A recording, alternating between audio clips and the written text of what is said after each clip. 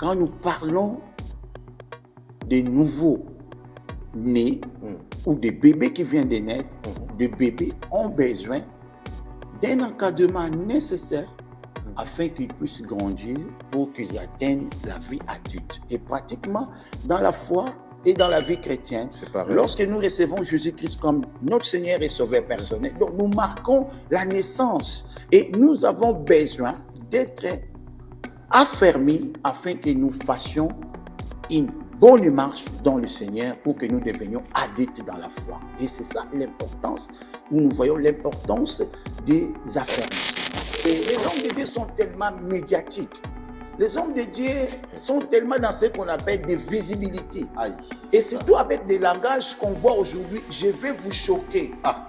Ça, parce que les gens pensent que quand ils choquent les gens avec des nouvelles, soi-disant révélations, qu'ils sont extraordinaires.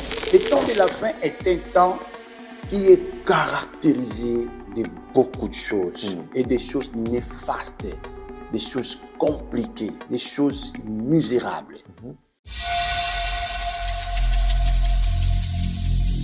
Shalom, shalom, bien-aimés. Je dis encore un grand merci à vous tous qui nous suivez et vous êtes de partout. Vous savez, cette émission, c'est pour vous. Ça a été conçu pour vous réveiller. Voilà pourquoi vous êtes là. Et je suis vraiment reconnaissant de votre présence. Je dis merci à notre Dieu pour cette belle occasion de nous donner. Et nous allons commencer l'émission d'aujourd'hui. Mais avant de commencer, j'ai l'habitude de lire la parole de Dieu. Je vais ouvrir ma Bible dans le livre de Luc 6, 40. Je vais lire au nom puissant de Jésus. Amen. La Bible dit ceci. Le disciple n'est pas plus que le maître, mais tout disciple accompli sera comme son maître. Ici, nous sommes des disciples de Jésus. Mais avant d'être un disciple accompli, il faut être enseigné. Il faut être enseigné. Voilà pourquoi aujourd'hui, bien aimés, nous allons plus s'attarder à ce qui concerne les affermissements. Aujourd'hui, dans nos églises, nous voyons qu'il y a carence des affermissements. Avec l'aide du Seigneur, j'ai invité l'homme de Dieu pour que nous puissions tous comprendre l'importance des affermissements dans nos églises. Et nous ne pouvons pas croître sans pour autant être affermis. Homme de Dieu, bonjour. Bonjour. Je vous reçois avec un cœur joyeux. Merci, merci. Amen. C'est toujours un plaisir de vous recevoir ici à Tipaka TV. Enchanté, et puis c'est un plaisir aussi pour moi. Merci beaucoup. Est-ce que vous pouvez nous aider, homme de Dieu, comme d'habitude, nous allons ouvrir cette séance dans la prière, s'il vous plaît. Merci, prions le Seigneur. Amen. Éternel Père des gloires, Dieu d'amour, merci encore pour ce temps.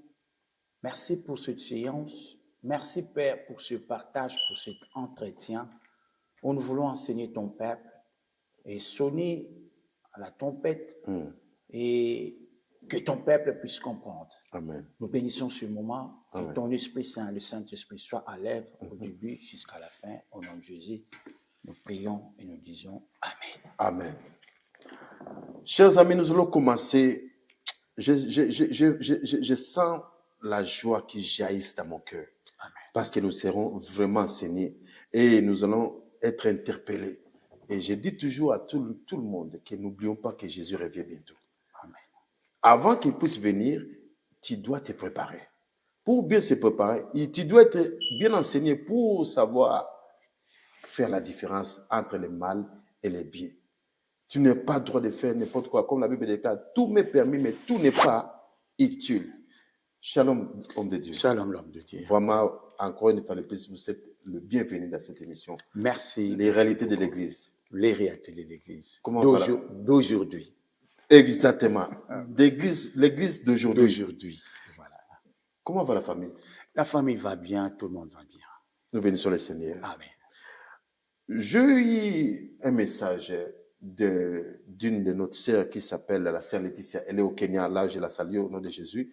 Elle m'a envoyé un message. Comme je dis à tous mes amis, envoyez-nous vos questions. Les hommes de Dieu vont passer ici avec les réponses pour vous édifier. Abonnez-vous aussi et partagez et likez. C'est pour nous soutenir, bien sûr. La sœur nous a envoyé la question en disant ceci. Homme de Dieu, parlez, aidez-nous avec les enseignements il y a une carence ces derniers temps dans nos églises. Et voilà pourquoi aujourd'hui, je vous ai invité pour que nous puissions parler à propos des affermissements. Homme de Dieu, c'est quoi l'affermissement? Merci. Je rendrai d'abord grâce à Dieu. Amen. Et encore, je bénirai aussi la curiosité, ou pas simplement la simple curiosité, mais ce désir ardent de notre sœur Laetitia, que vous avez mentionné. Elle est au Kenya. Qui est au Kenya. Que Dieu vous bénisse, ma sœur, que nous vous saluons aussi au nom de Jésus. Amen. C'est-à-dire que, vous voyez, cette ambition, cette vive, vous voyez, ambition que nous voulons voir chez nos frères, c'est-à-dire qu'ayons l'esprit de comprendre les choses de Dieu. Oui. Vous voyez, donc ça nous rappelle que malgré la réalité des églises d'aujourd'hui, mais il y a encore des enfants de Dieu qui n'ont pas encore fléchi devant Baal. Amen. Donc c'est ça, et c'est ma foi parmi les 7000 hommes, et que nous fassions partie des gens qui n'ont pas encore vraiment fléchi leurs genoux devant Baal. Amen. Vraiment, ma sœur, que Dieu vous bénisse. Merci. Donc, l'homme de Dieu, vous parlez des affermissements, où vous venez de poser la question de savoir c'est quoi les affermissements. Parce que ces mots-là, dans d'autres oreilles, c'est comme un mot nouveau. Dans d'autres oreilles, quand je parle de nouveaux chrétiens, nouveaux fidèles dans les églises. Tout à fait. Ça paraît nouveau parce que ce sont des mots qu'on n'en parle plus, qu'on ne pratique plus dans nos églises, comme nous l'avons dit, selon les réalités d'aujourd'hui dans nos églises. Mais l'affermissement, c'est vraiment facile. Il n'y a rien de complication qui soit en ce qui concerne l'affermissement. L'affermissement, c'est un mot, si on peut aller lentement, c'est un mot masculin. Nous savons, et comme le dictionnaire nous le dit, c'est-à-dire qui nous montre, ou qui vient du verbe affermir.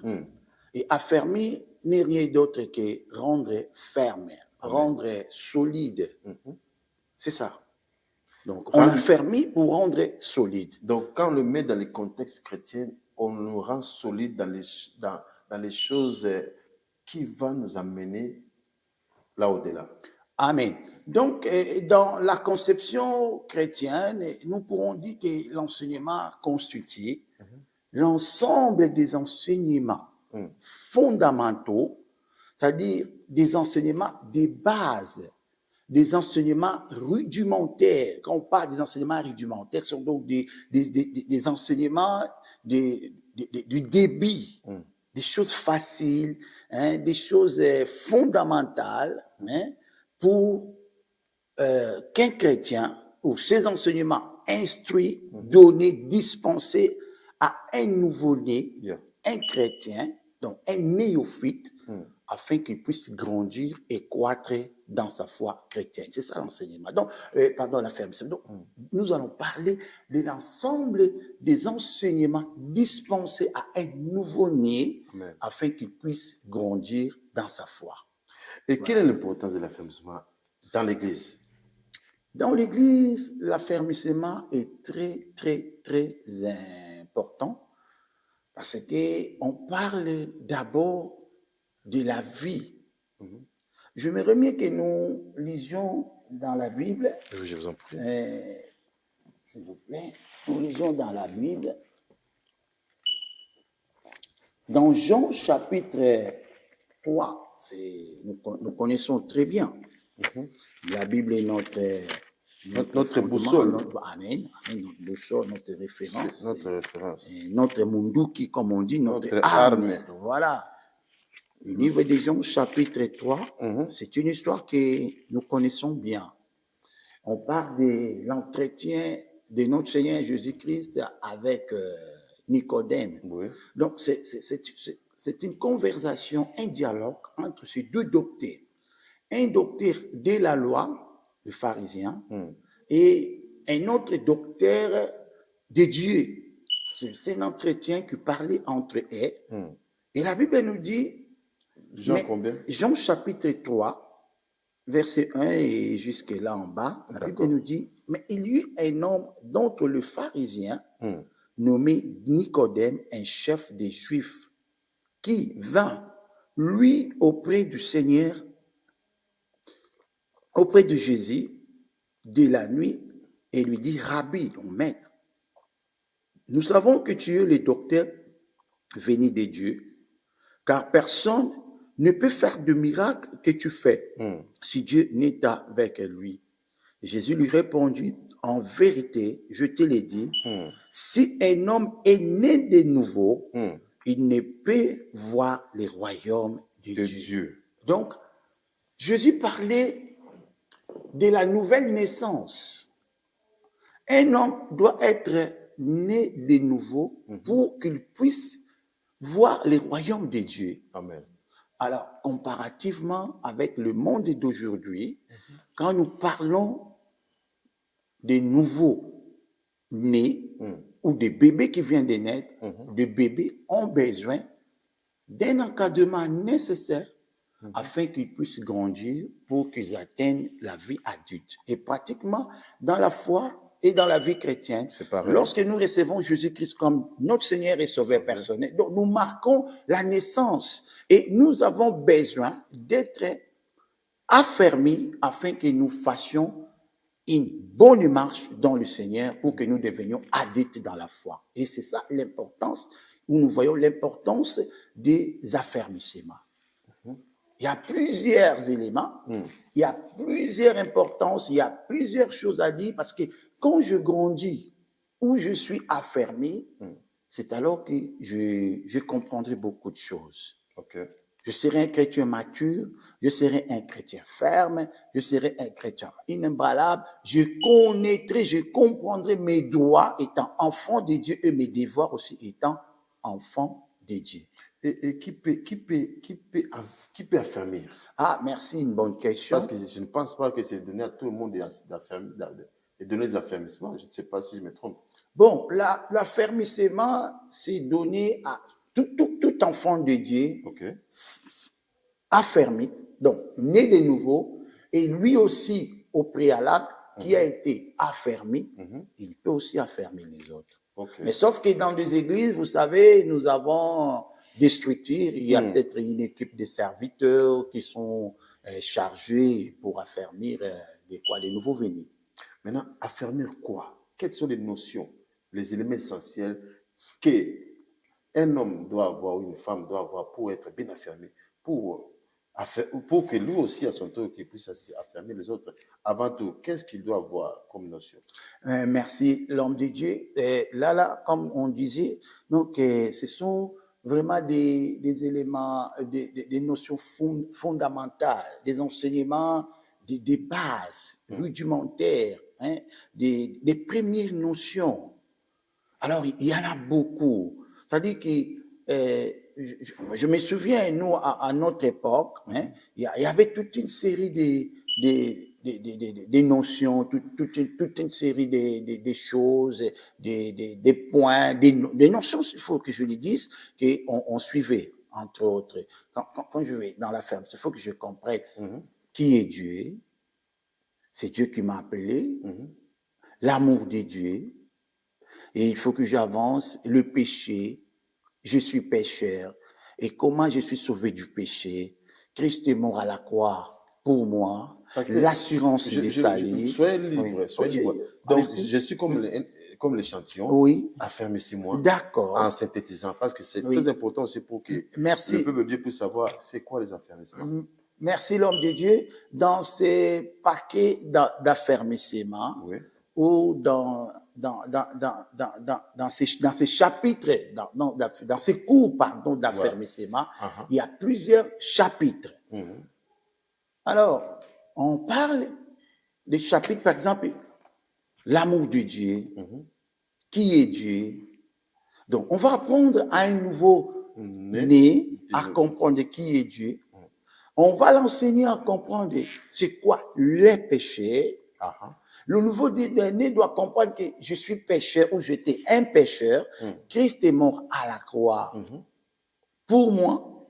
Et moi, qui ai reçu Jésus-Christ dans ma vie comme Seigneur et Sauveur, j'ai la vie éternelle.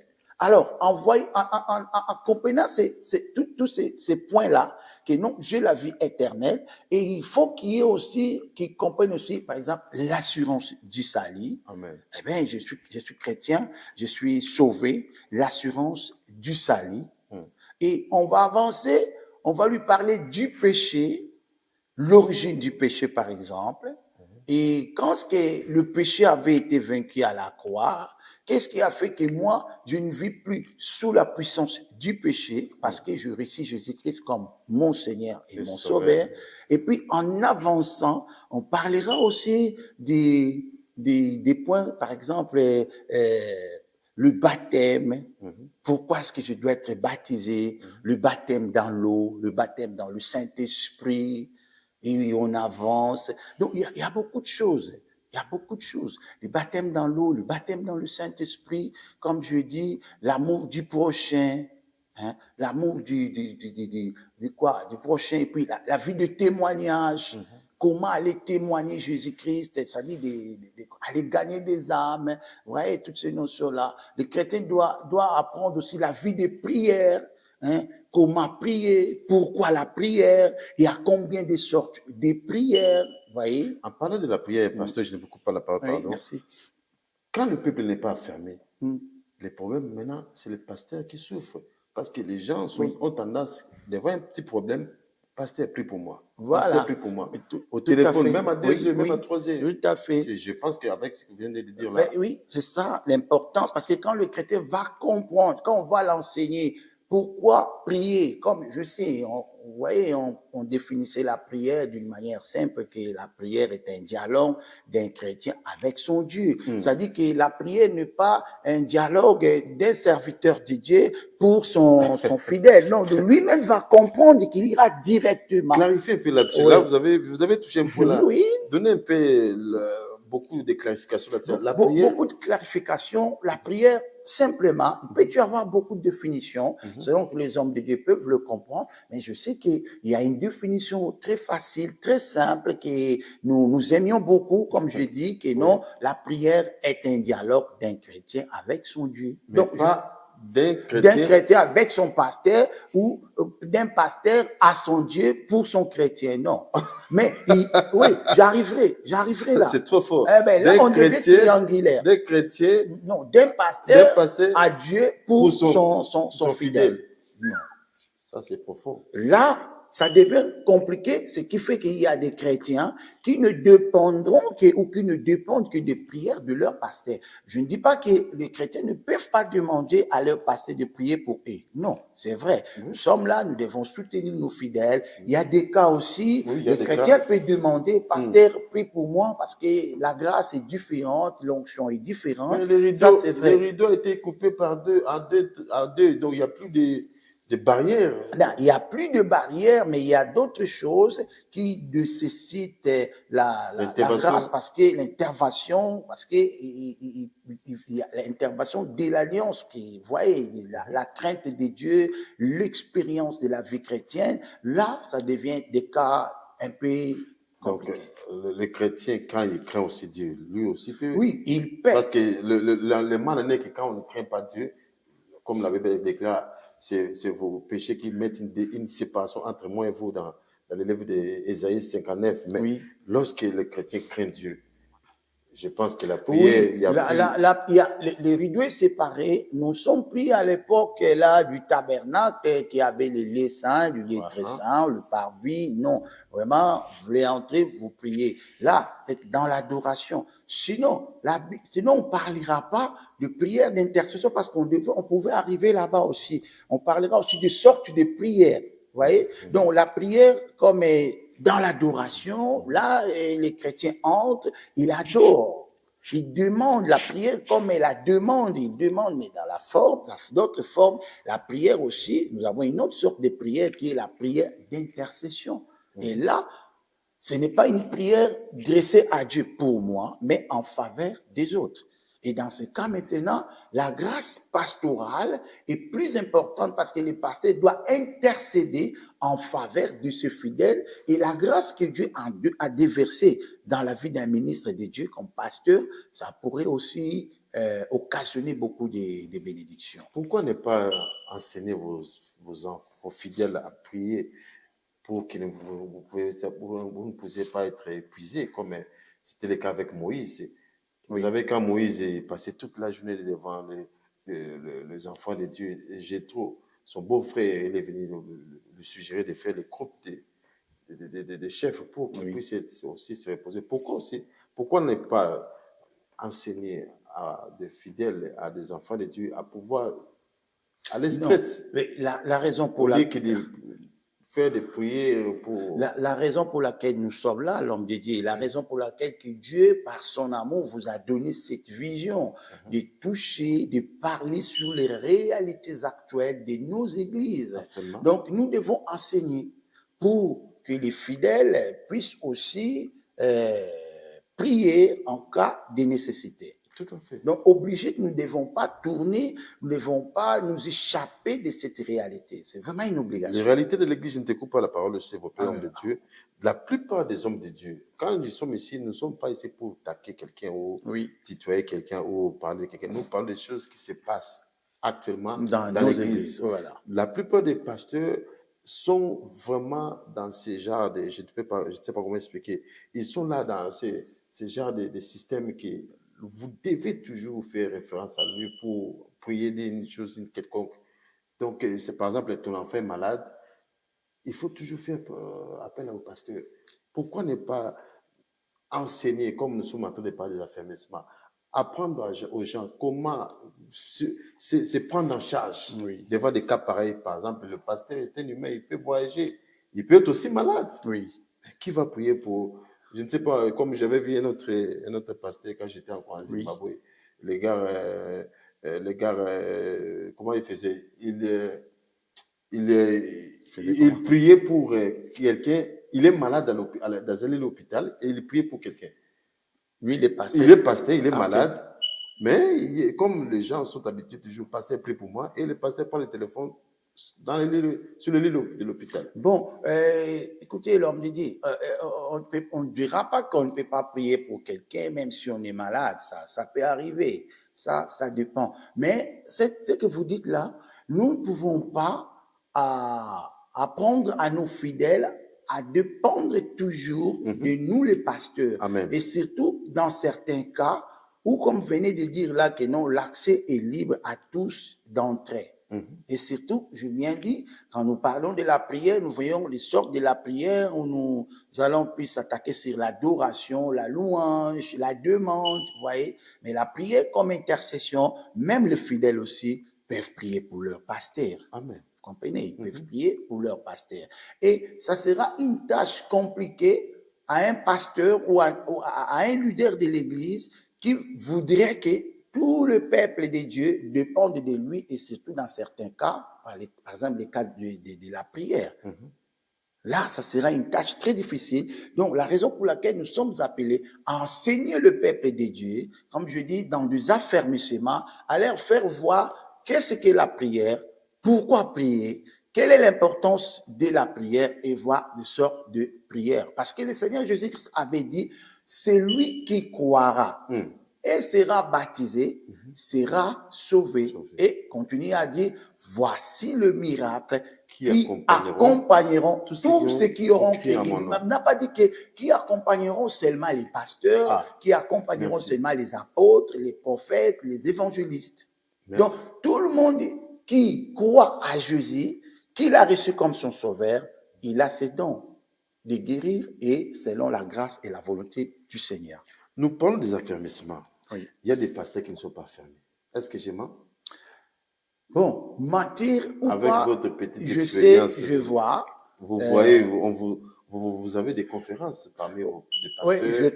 je connais même des pasteurs dans certaines églises. Oui. Il y a des exemples. Moi, j'ai vu même des pasteurs qui ne comprennent même pas c'est quoi l'affermissement. Même ces notions d'affermissement. Je suis allé dans certaines églises, on dit pasteur, vous allez nous aider, par exemple, à donner l'affermissement à l'église.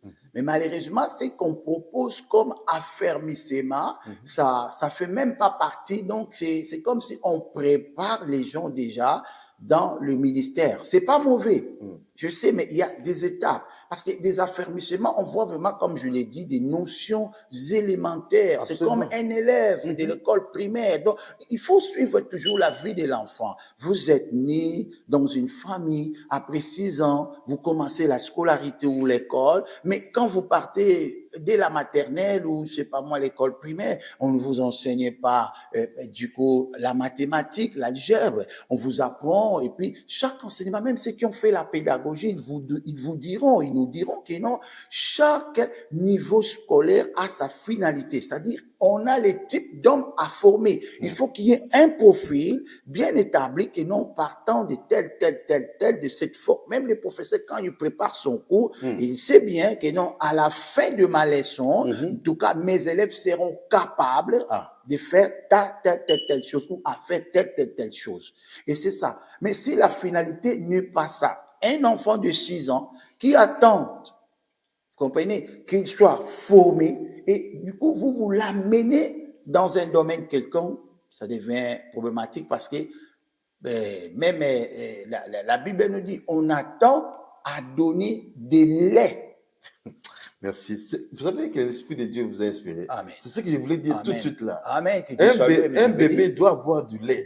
Mais évidemment. Aujourd'hui, nous donnons des choses dures. Des choses dures. Ceci pour impressionner, je ne sais pas Alléluia. moi. Pour faire quoi? Ou impressionner des gens, ou je ne sais pas moi, pour créer, comment dirais-je, créer un royaume de serviteurs, mais vous vous rendez compte que ce sont, par exemple, des gens qui ne sont pas dignes ou qui ne sont pas encore prêts pour marcher dans le Seigneur. En attendant, je vais dire un verset, l'homme de Dieu, à ce que nous disons. Dans 1 Pierre chapitre 2, écoutez ce que la Bible nous dit. 1 Pierre chapitre 2, verset 2. Désirez comme des enfants nouveau-nés. On parle des nouveau-nés, selon Jésus qui parlait avec Nicodème, et il parlait de la nouvelle naissance. Donc, un enfant de nouveau-né, les laits spirituels et purs, afin que par lui, vous croissiez pour les salut. Et c'est ça l'affermissement. Les laits spirituels, afin que un nouveau-né, un néophyte, puisse croître pour son salut. Amen. Je reçois le Seigneur dans ma vie, mais il me faut un enseignement pour que je croisse. Et un enseignement comme du lait. Je ne vais pas donner à mon bébé de 2 mois, 3 mois, je ne sais pas moi, de chikwang, c'est absurde. Ou de la sémoule dure, ça c'est pour les Vous tuez votre enfant. Évidemment. Et par là, je vous reviens avec ce que vous m'avez un peu interpellé là.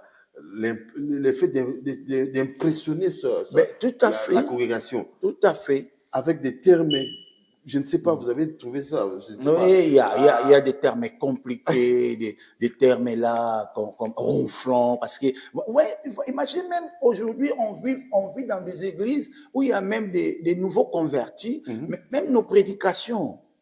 Ils sont basés avec des thèmes là que les gens ne comprennent pas. C'est ce que moi je dis actuellement. Vous voyez, même dans des églises d'aujourd'hui, on parle des tendances, des messages prophétiques que les gens ne comprennent pas. Et des fois, ils veulent se référer à des messages typologiques. Vous voyez, les gens vont comprendre. Des messages types ou typologiques, c'est quoi? Ce sont des messages qui reflètent l'ombre des choses à venir, des choses qui étaient l'ombre dans l'Ancien Testament et qui devraient s'accomplir dans le Nouveau Testament.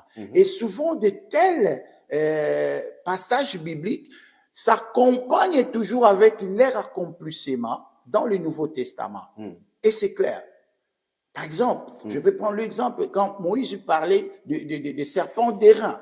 Vous voyez, le serpent d'airain, c'est le type de Jésus, c'est le type de Christ. Que comme Moïse éleva le serpent ou le serpent d'airain, et de même que le Fils de l'homme sera élevé. Donc, il y a un verset déjà dans le Nouveau Testament qui appuie cela. Et encore d'autres, on nous dira, comme Jonas a fait peut-être 3 jours dans le ventre du gros poisson, et le Fils de l'homme aussi devait faire 3 jours et enfin. Donc, et ça s'accomplit. Mais ce n'est pas comme aujourd'hui, un prédicateur peut s'élever pour impressionner les gens. Il vient avec des thèmes, l'embaumement d'Abraham. Ou de quoi? De Jacob. Vous comprenez, des termes-là, on en a beaucoup attendu. Et quand l'homme de Dieu parle, vous comprenez qu'il ne vient qu'avec des inventions. Les sept tresses de Samson, il doit créer des enseignements propres à lui qui n'auront même pas des versets bibliques comme l'appui. Et c'est ce que la plupart des hommes de Dieu actuellement, ils appellent des messages prophétiques. Je vous rejoins toujours dans le même cadre d'idée. Toujours, souvent, j'ai remarqué ça quand il y a conférence. Oui. Ton collègue a passé devant toi, hein? Ton collègue a eu le temps d'intervenir devant toi. Oui. Et toi qui viens après, oui. tu veux maintenant impressionner pour faire voir à l'assemblée que tu connais la parole. C'est quoi ça?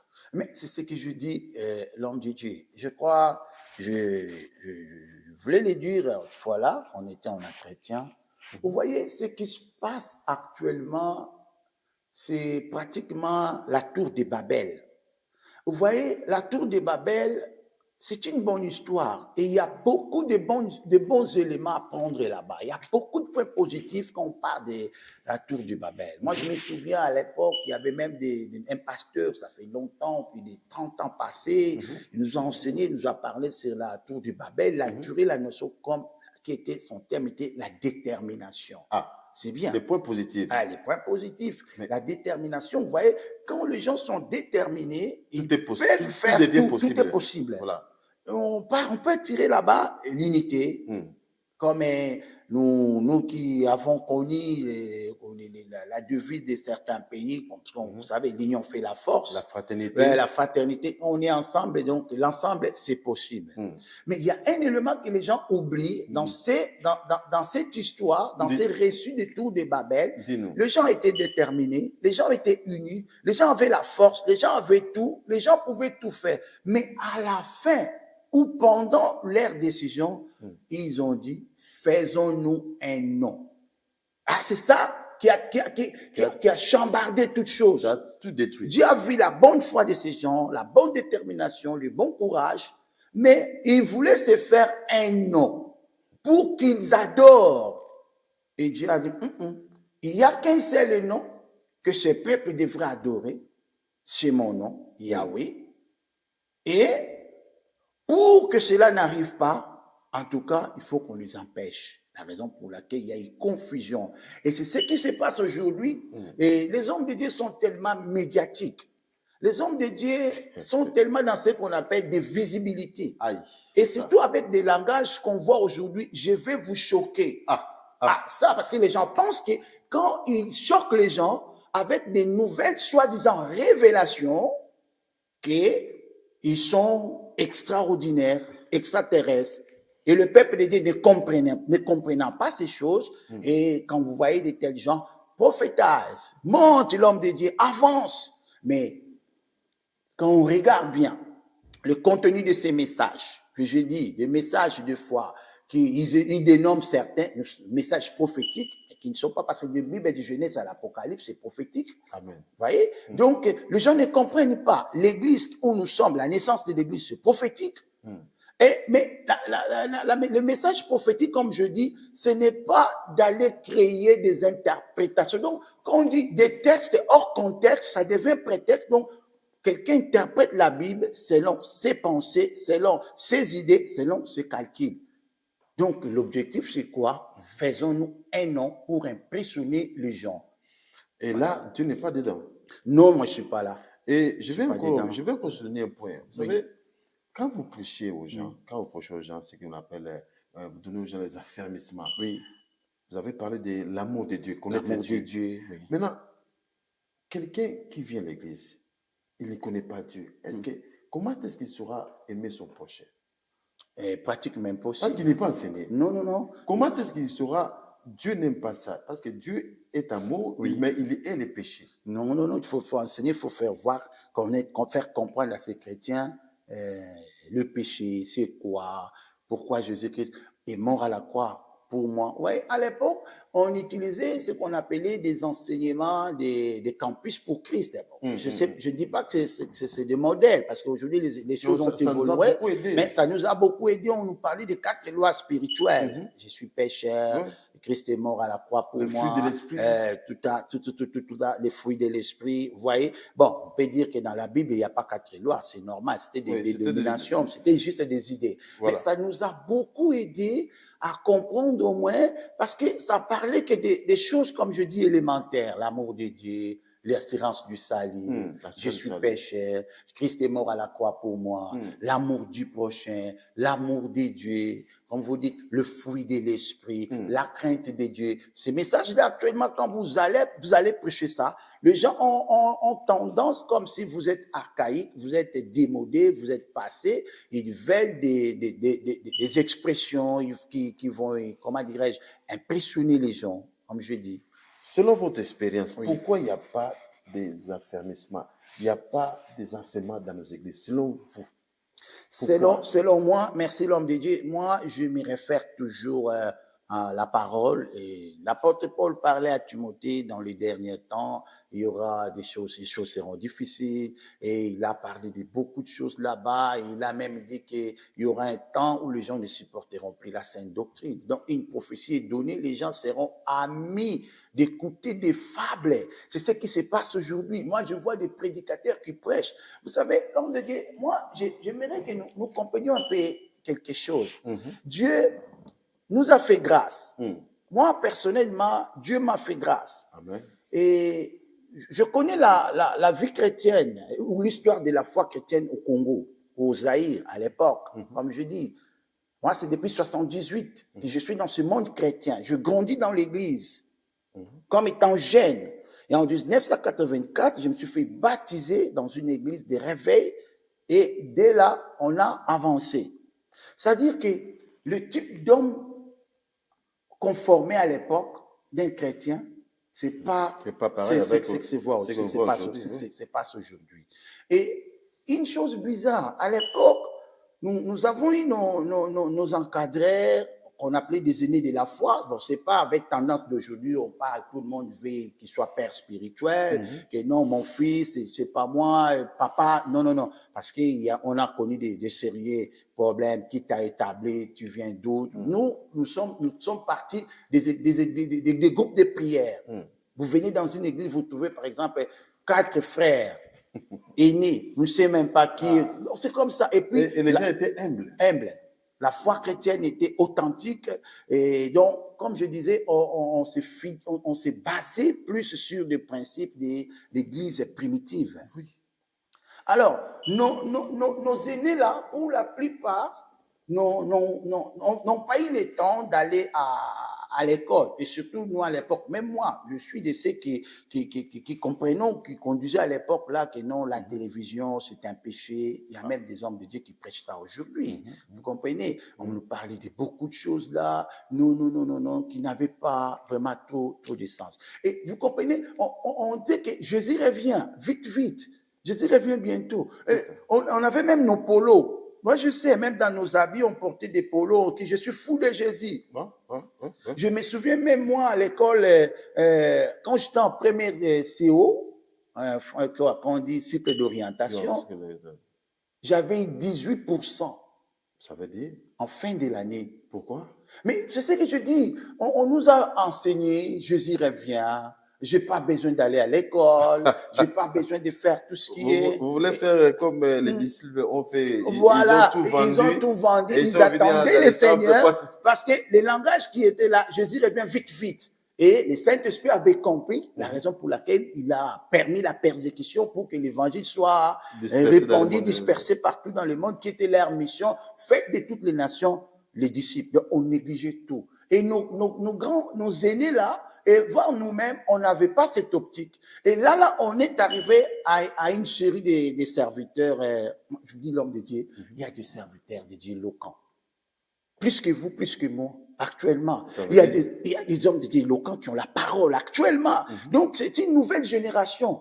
Mais une nouvelle génération qui n'ont pas de base, mais ils sont plus ancrés dans l'éloquence. Des choses qui vont plaire aux oreilles. Ils sont tellement éloquents, ils parlent des choses agréables et ils vont puiser des choses qui, pour eux, ils pensent que ce sont des nouvelles connaissances, des nouvelles révélations. Mais contrairement, si nous rentrions même dans la science, vous trouverez ce sont des choses qui ont déjà été enseignées par Voilà. des scientifiques. Je vous complète. Voilà pourquoi quelqu'un avait dit, prêche-nous Jésus. Amen. Cela nous suffit. Tout à fait.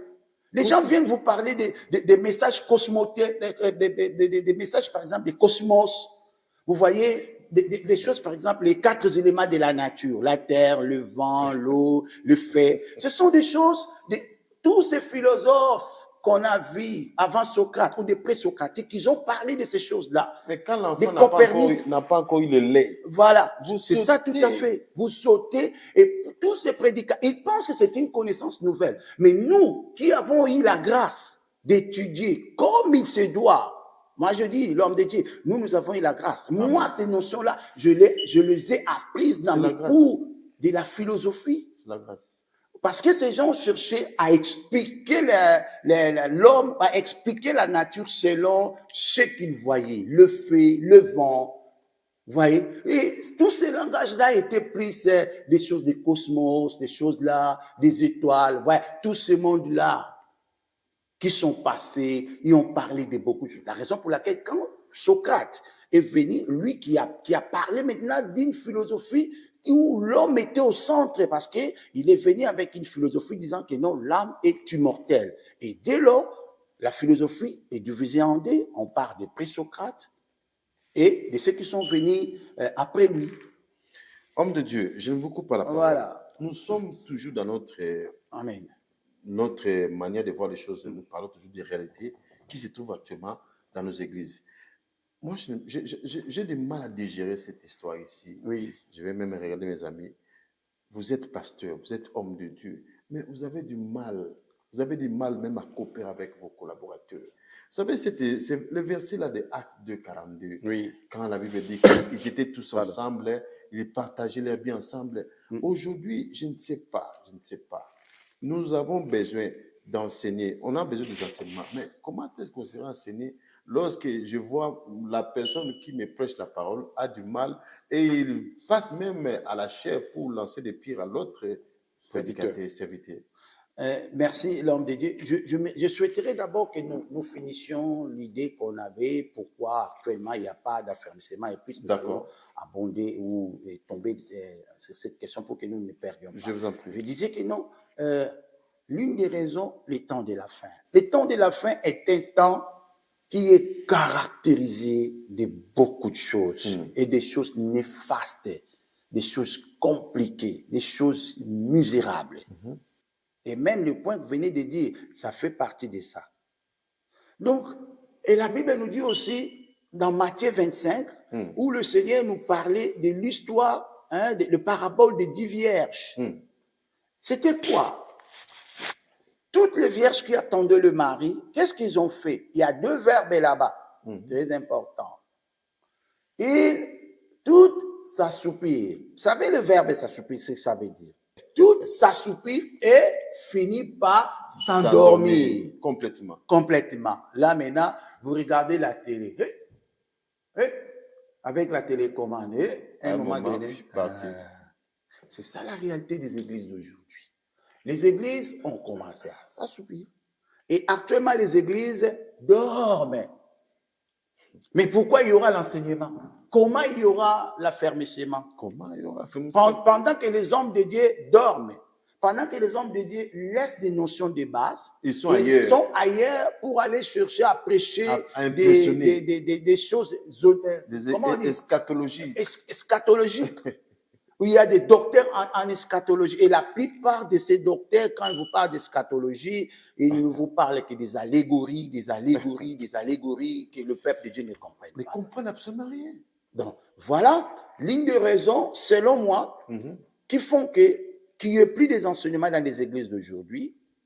La prophétie avait été donnée, il y aura un temps, les gens n'aimeront plus des choses, des bonnes choses de la parole de Dieu, de l'enseignement, et ils aimeront des choses agréables. Tu iras en Europe. Maman, je te vois aller acheter 20 conteneurs et je vais faire ceci. Oh, la plus grande prophétie, la bonne et la excellente prophétie, c'est la parole de Dieu. Amen. Deuxièmement, l'Église dorme. Et troisièmement, les hommes qui devraient affermir, ils ne sont même eux-mêmes pas affermis. Alors, qu'est-ce qu'on va donner? Qu'est-ce qu'on va donner? Donc, on risque d'avoir, parce que quand vous On dit, voyez, l'homme donne que ce qu'il a. c'est qu'on a, ou ce qu'il a. Quand vous dites l'homme de Dieu, merci, que Dieu vous bénisse. Maintenant, qu'est-ce que vous allez donner? Donc, on a des véritables Tarzans. Un enfant, vous savez l'histoire des Tarzans, Oui, non? oui. Un enfant né dans la jungle, grandit dans la jungle, c'est comme un bébé spirituel. Un animal. Un animal, tout à fait. Vous êtes un nouveau-né dans le Seigneur, mais vous n'avez pas été affermi. Vous donnerez quoi? Vous êtes un Tarzan parce que vous vivez toujours dans la jungle. Quel conseil allez-vous donner à vos...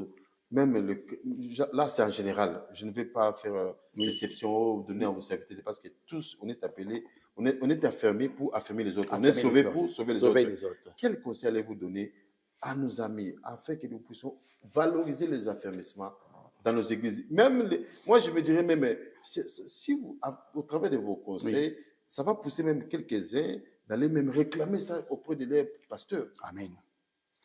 Bon, merci l'homme de Dieu. Moi, les conseils que je vais donner, je dirais seulement que nous sommes des sentinelles et nous devons toujours tirer cette sonnette-là d'alarme pour dire aux gens, écoutez, c'est fini avec vos bêtises. Il est temps que nous fassions le retour total à la parole de Dieu. Amen. Donc, sans mâcher des mots, peu importe les noms que les gens ont eu, qui se sont donnés, comme je dis, selon la tour de Babel, archibishop, et oui, c'est bon pour vous. La raison pour laquelle j'ai mis une chanson qu'un homme de Dieu a chantée, vous pouvez avoir tous les noms que vous voudriez, mais cela ne changera en rien. J'ai jamais entendu parler, jamais, des chansons comme ça, des grands chefs de ce monde, voyez. Donc, j'ai attendu des grands riches, des empereurs, voilà. Non, mais cela n'a rien changé dans ma vie. Mais lorsque j'ai entendu le nom de Jésus, quelque chose s'est passé en moi. Alléluia. Donc, ramenons les hommes de Dieu de faire retour à la parole, la foi chrétienne authentique. Amen. On n'a plus ce temps d'aller s'hasarder, croire que je suis docteur, je suis apôtre, pasteur, moi je suis spécialiste en scatologie, moi je suis spécialiste, je ne sais pas moi, en prophétique. Non, ça, ce sont du mensonge pur et simple. Les choses de Dieu sont simples. C'est facile, c'est clair, net. Comme ces enseignements, je dis, sont des choses des bases.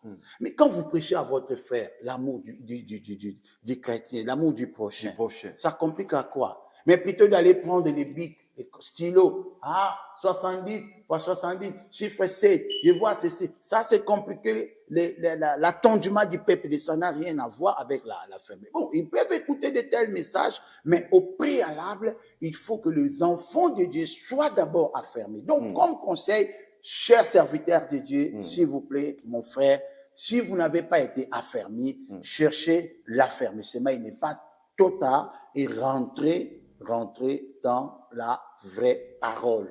Le temps est là, le Seigneur Jésus revient. On ne peut plus rester là-bas toujours à mentir le peuple de Dieu. L'heure est là, le Seigneur Jésus-Christ revient. Tous les signes, tout ce que nous voyons, les signes politiques, religieux, les signes et tout ce que nous voyons économiques, écologiques, sont naturels, sont visibles. Et le peuple de Dieu dort. Le peuple de Dieu dort car tout s'assoupir et s'endormir. Que l'Église se réveille afin que nous rentrions dans des choses authentiques. Église, réveillez-vous. Voilà. Amen. Nous ne sommes pas ici pour parler, comme on dit en français, du blabla. Oui, non. On est ici pour vous réveiller. Et la Bible déclare, quand vous entendez ma voix, n'endurcissez pas vos cœurs. Amen. Ouvrez vos cœurs. Comprenez que nous sommes au temps de la fin. Homme de Dieu, notre rubrique, on est arrivé à notre rubrique de gagner les âmes. Oui. Nous ne cesserons jamais de gagner les âmes. Nous ne cesserons jamais de parler de Jésus. Amen. Même si on nous interdit, je ne sais pas par qui que ce soit, même si le corps m'interdit, le corps devient, je ne sais pas, fatigué, je parlerai toujours de Jésus parce que c'est lui qui est le chemin, la vie et la vérité. Nous sommes dans notre rubrique de gagner les âmes. Vous pouvez faire face aux caméras, vous parlez à tous et ceux-là qui nous suivent à comprendre et à accepter Jésus-Christ comme Seigneur et Sauveur. Et la Bible nous dit que non, crois au Seigneur, tu seras sauvé, toi et ta famille. Mon frère, ma soeur, crois au Seigneur. Recevez Jésus-Christ, notre Seigneur, dans votre vie votre vie changera. Amen. Nous n'avons plus le temps. Ça fait très longtemps, peut-être, vous avez conduit votre vie selon le désir de la chair. Il est temps que nous tournions les regards vers la parole de Dieu et que nous recevons le Seigneur Jésus-Christ comme Seigneur et Sauveur personnel. Nous vous attendons à bras ouverts. En tout cas, il est temps, Jésus revient bientôt. Jésus revient bientôt et il est déjà à la porte. Amen. Il est déjà à la porte. Amen. D'un moment à l'autre, comme il a dit, il viendra comme un voleur. On ne saura pas, personne ne connaît ni l'heure, ni le temps, ni les jours. Oui. Homme de Dieu, Oui. Votre mot de la fin en ce qui concerne les affermissements. Je veux que vous puissiez synthétiser qu'est-ce que vous avez dit et qu'est-ce que l'Église doit faire pour parvenir à avoir les changements dans l'Église universelle. Merci l'homme de Dieu et je dirais que la connaissance, n'est-ce pas qu'il n'est pas là. La Bible elle dit, mon peuple périt par manque de connaissance. Vraiment, l'affermissement est très important. Affermissons le peuple de Dieu. Amen. Enseignons le peuple de Dieu. Le Seigneur nous a envoyés pour enseigner. Et l'enseignement dont on parle ici, ou dont nous parlons ici, sur les affermissements, il ne s'agit pas de ces enseignements compliqués. Ce sont des enseignements de base. Et ce n'est pas non plus qu'il y a pas de supports. Il y a beaucoup de supports. Et vous pouvez chercher à l'Internet, vous trouverez. Comme je dis, c'est tous nos bien-aimés qui sont en Afrique, ils ont aussi des facilités. Comme je dis, nous avons eu cette grâce-là. On a eu de ces enseignements des campus pour Christ. Et je sais que les choses ont évolué actuellement. Et on a eu aussi la grâce de faire partie de ce qu'on appelle des luttes pour le lecteur, la lecture de la Bible. Ouais. Ça nous a beaucoup aidé. Et je me souviens aussi, il y a eu un temps où il y a eu cette édition-là, Maison de la Bible, qu'on nous partageait des bouquets là, les chemins d'Emmaüs. Ça nous a beaucoup enseigné. Ces brochures-là nous ont beaucoup aidé. On peut vous décrire l'épître de Paul aux Romains, l'épître de Paul aux Corinthiens, ainsi de suite, ainsi de suite. On a même eu de certains livres aussi qui nous ont beaucoup aidé, malgré que c'était des allégories, mais ça nous aidait quand même, ça reflétait quand même certaines réalités comme le cœur de l'homme, voilà, que Dieu vous bénisse. Et une autre chose aussi, des petits livres aussi, le film de votre vie. Vous comprenez? Ça, en tout cas, je ne sais pas qu'est-ce ça qui va n'existe pas. plus. C'est qu'est-ce qui va pas? Il y en a, mais les hommes de Dieu trouvent ça démodé, trop. archaïque. Il faut parler de la prophétie. Écoutez, moi, je suis prophétique, je suis docteur, j'enseigne que la prophétique, je suis apôtre. Vous comprenez? On complique les choses inutilement. Ne compliquons pas les choses de Dieu. Les choses de Dieu sont simples. Amen. Affermissons le peuple de Dieu avec toutes ces notions. Si vous avez besoin, l'homme de Dieu est là, il y a des fascicules d'affermissement. Gratuitement, on vous l'envoie.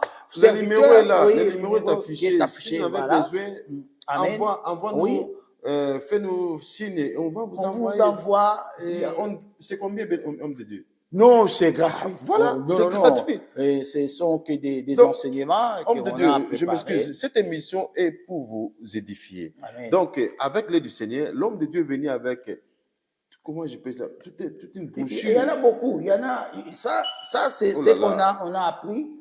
C'est juste parce que c'est comme si on nous accusait que dans des églises d'aujourd'hui, il n'y a plus d'affermissement. Alors, moi, je dis, c'est pour dire que non, il y a des affermissements. Ça, ce sont des affermissements. Ça, là. Ça, moi, personnellement, je suis tombé avec ça, sur ça. Il y a un frère qui est allé chercher ça à Kinshasa et ça fait très longtemps. Moi, je me porte garant. Donc, c'est lui qui veut, on va photocopier et on vous envoie. Fais-nous signe, envoie-nous un message sur WhatsApp. Ce sont des affermissements que j'ai trouvés sur Internet, on peut télécharger. Et ça aussi, mais toutefois, il faut avoir un esprit critique pour comprendre qu'est-ce que les contenus. Par exemple, ici, on parle de, comme je disais, pourquoi affermir. Il y a des définitions ici. Qu'est-ce qu'est l'affermissement? Pourquoi affermir le peuple de Dieu? On parle, par exemple, de différents affermissements. L'assurance du salut que je parlais, on a l'affermissement 2, le pardon, on a l'affermissement 3, la confession, on parle de la repentance, on a l'affermissement, la croissance chrétienne, on a l'autre affermissement ici, la prière, comme je dis, on parle de qu'est-ce qu'est la prière, pourquoi prier, le sort de prière, et on a comment garder le contact avec Dieu. Il y a l'autre affermissement ici, la méditation de la Bible et la parole de Dieu. Amen. On vous apprend ces différentes étapes. Pourquoi méditer la parole de Dieu? Quelles sont les raisons pour méditer la parole de Dieu? Et comment méditer la parole de Dieu? Il y a l'autre affermissement ici, le Saint-Esprit. On parle du Saint-Esprit. Qui est le Saint-Esprit? Pourquoi le Saint-Esprit est-il venu? Ainsi de suite. Qui est l'enfant de Dieu? Et on nous parle aussi de sortes d'hommes. Je crois que vous vous souvenez de ça là. Ouais, ça, voilà, les cœurs de l'homme Timamuntu. Merci beaucoup, l'homme charnel, l'homme spirituel, vous voyez, toutes ces choses-là. Et puis, on parle aussi de la vie de communion. Être rempli du Saint-Esprit. La communion dans la foi et la communion chrétienne, et puis la vie de témoignage. Amen. Faire les disciples, comment gagner les âmes. Donc, il y en a beaucoup. Et après ces affermissements, l'homme de Dieu, ça peut venir maintenant une série de formations, parce que quand on reste dans l'affermissement, c'est pour ça, je voyais dans certaines églises, on divisait comme des équipes. Je vois dans certaines églises que je connais, on parlait des persévérants. Bon, je sais pas, j'étais pas vraiment dans ces genres d'églises-là, mais c'était quand même des bonnes initiatives. Donc, on parle de persévérants, équipiers ou quoi, je sais pas comment. Et là, on part degré par degré.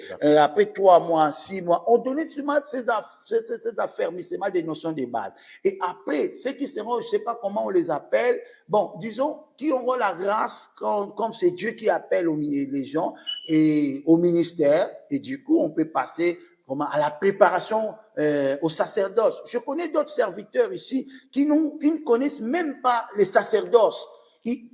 Vous êtes prophète, prophétesse, il vient automatiquement. Mais prophète, prophétesse, pasteur, qui n'a jamais modéré, qui n'a jamais été à côté d'un pasteur, du coup, il quitte le banc de l'église pasteur. Homme de Dieu, permettez-moi vraiment, si on continue comme ça, on risque de faire 2 heures. Merci. Mais sauf que je vous promets, vous allez encore revenir. Je suis là, c'est ma maison en tout cas. Vraiment, on est là pour aider. On est là pour aider le peuple de Dieu. Et la Bible déclare, mon peuple périt par manque de connaissances. Nous devons vraiment digérer, avaler ces histoires parce que ça va nous aider à pouvoir bien marcher. Une minute. Donc, après les sacerdoces, c'est alors que ceux qui ont le don ministériel, ils peuvent maintenant avancer dans certains programmes qu'on appelle des doctrines. Voilà. La doctrine chrétienne, il y en a beaucoup. On parle d'eschatologie, de christologie, la martiologie. Mais avant tout, il faut d'abord la base. Mais parce qu'on est bébé, un bébé ne peut pas sortir du coup, il dit que non, je vais aller donner cours à l'université. C'est ce qui se passe aujourd'hui. Un bébé Tarzan qui a grandi dans la forêt, il vient à l'université qui est l'église, il dit que je suis professeur à l'université comme un professeur ordinaire, un PO. C'est pas donné à n'importe qui. C'est ce qui se passe dans nos églises.